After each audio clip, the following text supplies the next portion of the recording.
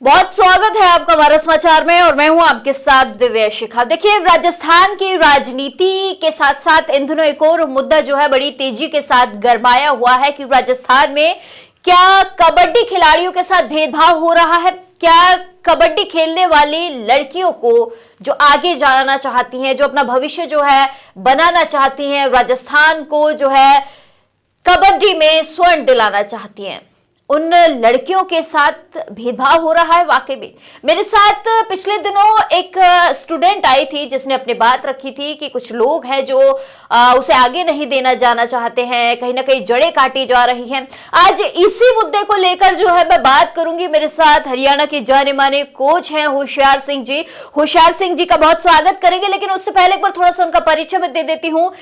होशियार सिंह जी है NIS kabaddi coach हैं और BSF इंस्पेक्टर रैंक से जो है सर रिटायर्ड हैं और जो है अपनी सेवाएं दे रहे हैं कबड्डी कोच के रूप में। जो है बच्चों को मैं कहूंगी कि सिखा रहे हैं कि किस तरीके से हरियाणा में उन्हें गोल्ड लाना है। हरियाणा ही नहीं, मैं तो ये कहूंगी कि पूरे भारत के लिए जो है गोल्ड लाने की जो है बच्चों को शिक्षा सर दे रहे हैं। एक बार बहुत स्वागत करेंगे होशियार सिंह जी, बहुत स्वागत है हमारा समाचार के प्लेटफॉर्म पर। और कैसे हैं आप, सबसे पहले मैं यही जानना चाहूंगी। बिल्कुल, मैं अच्छी तरह स्वस्थ हूँ जी। होशियार जी, आपने वो इंटरव्यू देखा था, मैं पहला सवाल आपसे यही जानना चाहूंगी। हाँ, मैंने उस लड़की का इंटरव्यू देखा है जी। देखो, मैं ये कह रहा हूँ खिलाड़ी के साथ ऐसा अन्याय नहीं होना चाहिए। चाहे वो किसी भी कोच के पास काम कर रहा हो, किसी के नीचे काम कर रहा हो, मतलब सीख रहा है, ये अगर द्वेष भावना ये चीज चलेगी कि ये प्लेयर, मैं तो समझता हूँ प्लेयर ही खिलाड़ी को खिलाड़ी समझना चाहिए जी। नहीं कि दूसरी साइड से देखे कि ये उसका प्लेयर है, ये उसका खिलाड़ी है, ये उसका खिलाड़ी। मेरा तो विचार यही है कि किसी भी खिलाड़ी के साथ अन्याय नहीं होना चाहिए। जो सफिशिएंट अच्छा खेलता है उसको आगे बढ़ने की कोशिश करनी चाहिए, तो वो किसी भी संस्था में खेल रहा हो। एक बात बताइए, जैसे कि ये बच्ची आगे आई है राजस्थान से, मुझे जहां तक लगता है होशियार सिंह जी, आपको बहुत ज्यादा शायद इस फील्ड की नॉलेज होगी, क्योंकि मैंने राजस्थान में पहली बार शायद मैंने किसी स्टूडेंट को आगे आते हुए देखा है। ऐसा केस मैंने पहले मेरे सामने खैर कभी आया नहीं, लेकिन मैं ये जानना चाहूंगी कि एक महिला खिलाड़ी जो ऑलरेडी नेशनल खेल कर आ चुकी है, जिसने राजस्थान को गौरवान्वित महसूस करवा दिया है, उस खिलाड़ी के साथ ऐसा भेदभाव करना क्या आपसी द्वेषता निकालना है? बिल्कुल, इसमें मेरे को तो यही लग रहा है। मैंने 2 साल जयपुर में पुलिस के साथ काम किया है। मैं रिटायरमेंट होने के बाद पुलिस के साथ काम किया है मैंने जी। तो वहां पर कबड्डी का जुनून देखा मैंने, सॉल्ट लेक स्टेडियम में जुनून देखा। कम से कम कबड्डी खेलने वाले दूसरे स्पोर्ट्स में नहीं है। 300 साढ़े 300 बच्चों ट्रेनिंग करते हैं वहाँ जी। तो मैं कह रहा हूँ वहां पर जुनून है कबड्डी का। तो कबड्डी खिलाड़ी के लिए अन्याय, किसी भी कोच के नीचे काम कर रहा हो, किसी खेल सिखलाई कर रहा है, ये नहीं होना चाहिए। जो जेन्युइन जो केस है, वो जैसे अच्छा खिलाड़ी है तो अच्छे खिलाड़ी को ऊपर ले जाना चाहिए, ये गलत है। हाँ, एक बात जी, एक बात बताइए होशियार सिंह जी कि एक कबड्डी के जो प्रेसिडेंट रहे हैं, जिनका मैं जिक्र कर रही हूँ, उस इंटरव्यू में बार बार उनका जिक्र हुआ था कि तेजस्वी सिंह गहलोत पर ये आरोप लगाए थे उस स्टूडेंट ने कि तेजस्वी सिंह गहलोत ने जो है एक साजिश करते हुए कहीं ना कहीं उस स्टूडेंट को आगे नहीं जाने दिया। तो ये कहीं ना कहीं खतरा नहीं है आने वाले खिलाड़ियों के लिए? देखो, अगर इतना बड़े ओहदे पर आदमी ऐसे काम करता है तो देखो कबड्डी के लिए बहुत गलत बात है। और मैं नहीं सोचता कि तेजस्वी सिंह गहलोत जी ने उनका नाम कटवाया होगा। मैं देखो गहलोत जी की मैं बहुत वो करता हूँ, वो है कबड्डी के लिए, इनके फादर ने कबड्डी को ऊपर ले जाने के लिए बहुत कुछ किया है। बिल्कुल, अगर ये किसी के कहने से या किसी करने से यदि ऐसे काम करते हैं तो ये अच्छी बात नहीं इतने बड़े अधिकारी के लिए। लेकिन आप एक बात बताइए कि आज जब हम सिंह साहब ये बात करते हैं कि महिलाओं को हम आगे बढ़ाएंगे, महिलाओं को खेलों के प्रति जो है आगे बढ़ाने के लिए हम खुद प्रोत्साहित करते हैं, उन्हें प्रोत्साहन देते हैं, लेकिन एक महिला जब इतने आगे जाने के बाद उसका नाम काट दिया जाता है लिस्ट से, जिसने साल भर मेहनत की है, साल भर बस वो इसी इंतजार में थी कि जब नेशनल खेलने के लिए टीमें जाएंगी तो शायद उस लिस्ट में मेरा नाम होगा, लेकिन जब वो देखती है कि उस लिस्ट में से उसका नाम ही काट दिया जाता है तो वो किस पे भरोसा करेगी? हाँ, उसमें मैंने वो इंटरव्यू पढ़ा था, उसमें ये भी लिखा उस लड़की ने दूसरे स्टेट से भी कोशिश की, वहां से भी कटवाया गया और उसके बाद तीसरे स्टेट से मणिपुर से भी उसकी लिस्ट में नाम था और हाँ। इसमें 13 लड़की आनी थी, 13 लड़की आई हैं। ये बिल्कुल उसके साथ अन्याय है। मतलब सीधा सीधा कहा जा सकता है कि जानबूझकर जो है उस प्लेयर का नाम कटवाया गया। बिल्कुल जानबूझकर, इससे तो जानबूझकर नाम कटवाया एक एक प्लेयर के प्रति। नो, ये अच्छी बात नहीं। एक बात बताइए, आप एक कोच है, इस बात को बहुत अच्छे से समझ सकते हैं कि एक प्लेयर के लिए आप भी जी जान झोंकते हैं, क्योंकि 10 कितने घंटे की मेहनत करते हैं, जरा बताइए एक बारी खिलाड़ी। देखो, एक खिलाड़ी सुबह कम से कम 3 घंटा और 3 घंटा शाम को प्रैक्टिस करता है और उसके साथ कोच को एक प्लेयर के साथ मिट्टी में उसके साथ या बराबर उसके साथ बराबर लगा रहता है। अगर उसका यदि एक खिलाड़ी इतने मुकाम पर जाने के बाद यदि उसको खेलने के लिए नहीं मौका नहीं मिलता तो उसको उसके अंदर क्या बीतती है, ये बड़ी दुख की एक कहानी है। नहीं, मुझे तो ऐसा भी सुनने को मिला था कि कोच के साथ शायद कोई दुश्मनी हो सकती है या कोच से कोई नाराजगी हो सकती है, किसी तरीके की कोई बात हो सकती है, तो क्या ये भी हम मान सकते हैं कि कोच के साथ कोई बात रही होगी तेजस्वी सिंह गहलोत की, उसका खामियाजा जो है इस प्लेयर को भुगतना पड़ा है? हाँ, बिल्कुल इसी चीज, ये एक मतलब एक भावना हमारे अधिकारियों में हो रहा है कि अगर ये कोच हो सकता है किसी कारण से उसके साथ नहीं बनती हो, लेकिन उसके खिलाड़ी को तो ये सजा नहीं देनी चाहिए, कोच को देनी चाहिए। कोच को किसी चीज में मत इन्वॉल्व करो, लेकिन खिलाड़ी को ये सजा नहीं देनी चाहिए, ये बिल्कुल गलत है।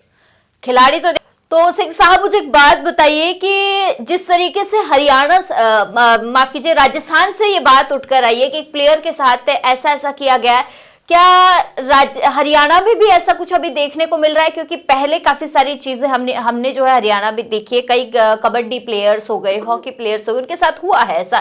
क्या अभी इन दिनों ऐसी कोई बात उठ के आई हो हरियाणा में? हरियाणा में तो अभी तक तो कोई ओपन ऐसी चीज नहीं है, लेकिन प्लेयरों के साथ अन्याय तो है, ये भी सुनने में तो आता है कि भाई पार्शलिटी तो करते हैं, लेकिन हरियाणा में ऐसी कोई दूसरी जगह से कोई बच्चा कहीं खेल लेता है तो उसमें पाबंदी लगा देते हैं हरियाणा में भी।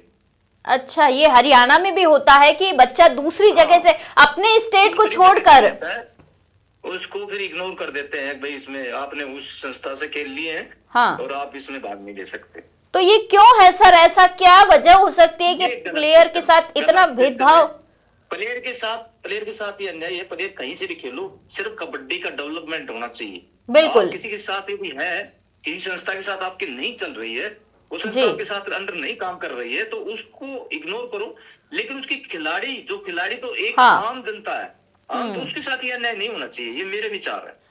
तो सर, इसकी रोकथाम के लिए क्या किया जा सकता है? किस तरीके से जो है सुधार किया जा सकता है?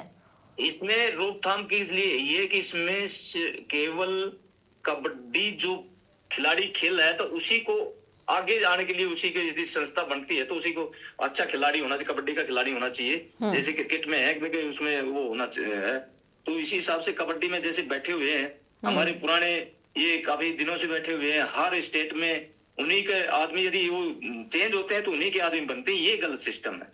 मुझे एक बात बताइए, ये जो एसोसिएशन बनती है, फेडरेशन बनती है, वही 20-20 साल 30-30 साल लगातार यही उनके परिवार के आदमी बनते रहते हैं, तो ये गलत सिस्टम है। तो सर एक बात बताइए, जो ये फेडरेशंस बनती हैं, जो ये एसोसिएशन का आप जिक्र कर रहे हैं, इनके अंदर भी दुनिया भर की धांधली होती होगी? बिल्कुल, इसमें मेरे को तो आइडिया यही है, आधा पैसा इसका आधा पैसा उसका, क्या ऐसा भी होता है?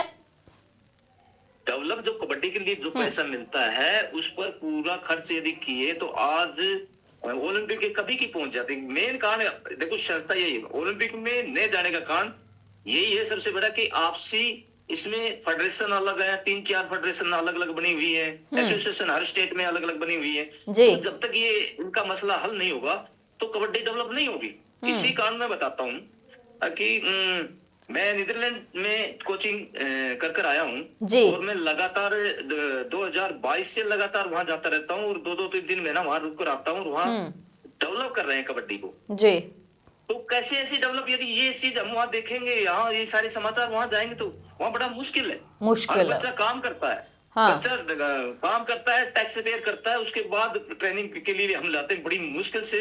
हमारे पास 20-25 बच्चे इकट्ठे हुए हैं पूरे देश में, नीदरलैंड जी। और बड़ा मुश्किल है। यदि ये चीज वहां पर सीखेंगे तो अभी कबड्डी में ये इतनी चीज करता है तो ये अच्छा नहीं है। अभी मैं एक बताता हूँ, मिस्टर तेजस्वी गहलोत और उनकी मिसेज हमारे यहाँ नीदरलैंड गई थी जी। कारण क्या था कि हमारे वर्ल्ड कप अनाउंसमेंट हुआ था पहले बिहार में जी। उसमें तो वो पोस्टपोन हुआ और उसके बाद हैदराबाद में हुआ पोस्टपोन। तो 2 बार हमारे लड़की जो हम ट्रेनिंग करवा रहे थे वो बोल रहे हैं कि नहीं आईके फेक है। अरे बड़ी मुश्किल से जो इकट्ठे हुए जितनी बार हुआ है और लास्ट में क्या हुआ कि जब ये बोला हमारी टीम टूट रही है तो ये गए, वहां से गए और करने के बाद में आपने बोला एक टूर्नामेंट करवाओ और हम आपकी मदद करेंगे। बिल्कुल बोलकर आए, वर्बली जरूर, लेटर तो नहीं वाले, वर्बली बोले हम आपकी मदद करेंगे। खुद डेट 11 अक्टूबर और 12 अक्टूबर की डेट 10 और 11 अक्टूबर की डेट रखकर आए जी। और उसके बाद बोला हम करे हैं, बोला आप अकाउंट खोलो और अकाउंट खोलने के बाद में आपके पास मदद करेंगे। तो उसके बाद यूथ हो रहा था मॉरिशस में, तो वहां जाना था इन्हें, वहां से खेल देखकर वहां जाना था। लेकिन इन पता नहीं क्या हुआ, क्या इनका मसला, बोला अभी कर रहे हैं और जब लास्ट हमने स्टेडियम बुक कर लिया, होटल बुक हो गए, खाने के लिए सब अरेंजमेंट हो गया, उसके बाद 3-4 दिन पहले कहते हैं कि हम आपकी कोई मदद नहीं कर सकते, हम वर्ल्ड कप पर वो है। मतलब तेजस्वी सिंह गहलोत झूठे हो गए यहाँ पर, एक वादा करके आए थे राजस्थान जी वहां ना, वहां के लिए वहां कैसे डेवलप होगा।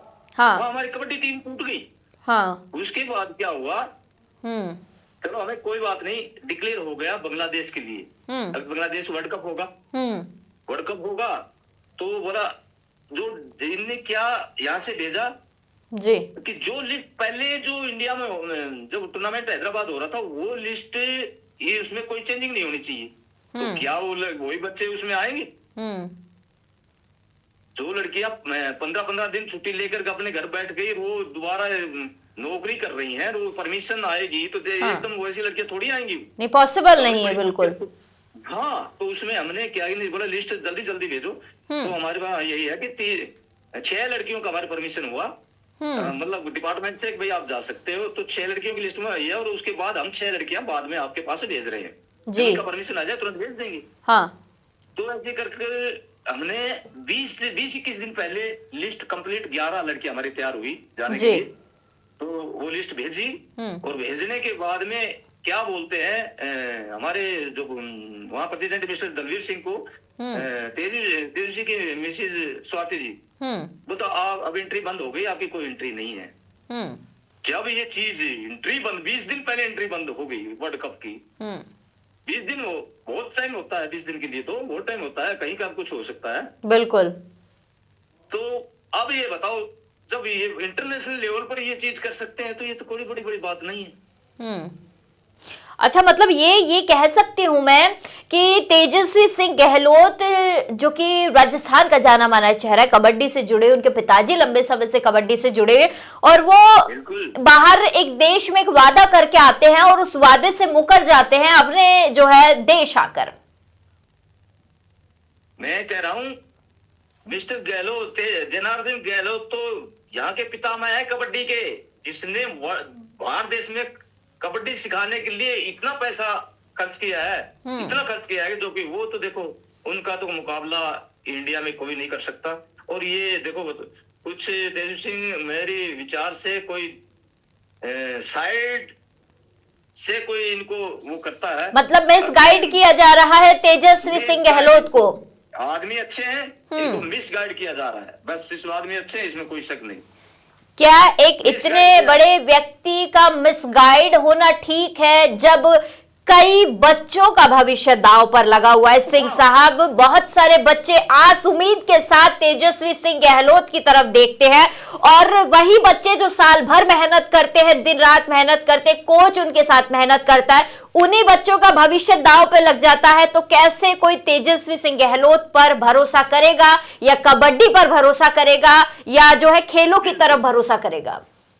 यही सबसे बड़ा दुख होता है। अभी वहां पर नीदरलैंड में कबड्डी डेवलप करने के लिए जो कहते हैं कि सब झूठ है, झूठ कौन होता है? झूठ हम कोच हो गए। वहाँ इतनी मेहनत कर रहे हैं, वहाँ खुद पैसा लगा रहा है वो प्रेसिडेंट, खुद कोई गवर्नमेंट तभी करेगी जब कुछ हम करके दिखाए वहाँ, तभी तो गवर्नमेंट मदद करेगी वहाँ। बिल्कुल। वहां से कर कोई टूर्नामेंट, इंटरनेशनल टूर्नामेंट खेले, वो टूर्नामेंट एक मिला था। हाँ। 12 साल में टूर्नामेंट मिला था, 12 साल में एक टूर्नामेंट मिला, और उसमें भी यदि एंट्री नहीं मिलती है, गलत बात। क्या लगता है कि जो ये बच्चे खेलों की तरफ अब बढ़ने की चाह रखते हैं, जब अपने साथियों को देखते हैं कि जब उनके ही पर काटे जा रहे हैं, तो वो कैसे जो है खेलों की तरफ जाएंगे? क्योंकि कहते हैं ना, खेलेगा इंडिया तभी तो बढ़ेगा इंडिया। तो कैसे बढ़ेगा इंडिया जब खेलों में ही धांधली चल रही है? इस पर गवर्नमेंट को ध्यान देना पड़ेगा, गवर्नमेंट को इन्वॉल्व होना पड़ेगा इसमें, तभी इसका कोई सुधार हो सकता है, नहीं तो अन्यथा नहीं। एक आखिरी सवाल आपसे जानना चाहूंगी होशियार सिंह जी, मुझे एक बात बताइए कि बड़ी बड़ी बातें, बड़े बड़े दावे तो सब लोग कर लेते हैं, लेकिन ये जो चीजें सामने आ रही है, ये क्या छाप छोड़ती है भारत के खिलाड़ियों पर और खासकर के भारत पर? एक कबड्डी की मैं बात नहीं करूंगी, मैं तमाम खेलों की बात करूंगी। आज चलिए कबड्डी के केस आने लगे, आपके रेसलिंग की मैं बात करूं, बॉक्सिंग की मैं बात करूं, क्रिकेट की मैं बात करूं, तो ऐसी जगहों पर अक्सर ये चीजें देखने को मिल जाती है। लेकिन कबड्डी में जो है, मुझे राजस्थान में ऐसा कुछ मैंने पहली बार सुना है, मैंने खुद ने इसको देखा है, महसूस किया है। क्या लगता है कि खेलों के प्रति जो है कैसी छाप छूटेगी पूरे भारत पर? देखो, मैम ऐसी बात है, जब तक साफ सुथरा मैनेजमेंट नहीं होगा जी, तो ये कमियां आती रहेंगी। साफ सुथरा जब तक नहीं होगा, इसमें गवर्नमेंट को इन्वॉल्व होना पड़ेगा, और एसोसिएशन, हर फेडरेशन के ऊपर नकेल कसनी पड़ेगी, और इनकी जो बैठे हुए हैं 20-20, 30-30 साल से, इनको साइड करना पड़ेगा, और वही आदमी इसका बनना चाहिए जो खेल खेला हो, तब इसका बढ़ावा हो सकता है। एक छोटा सा सवाल और यही मैं ऐड ऑन करना चाहूंगी, क्या इन खेलों के लिए ऊपर से, यानी कि सरकार द्वारा फंडिंग की जाती है? क्योंकि कई बार ये सुनने को मिलता है फंड नहीं मिला, फंड नहीं आया था, इसलिए चीजें रोक दी गई है। तो क्या फंड मिलता है? मुझे एक बार थोड़ा सा क्लियर कर दीजिए। स्पोर्ट्स का आज इंडिया के अंदर स्पोर्ट्स का फंड, मैं मान नहीं सकता फंड नहीं मिलता है, फंड मिलता है, लेकिन फंड को सही इस्तेमाल नहीं करते और वो वापस जमा हो जाता है। या क्या बात कर रहे हो? फंड खूब मिलता है, हर स्टेट में अलग अलग वो बना हुआ है कि भाई आपको इतना स्पोर्ट्स पर खर्च करना है, तो कहाँ होता है?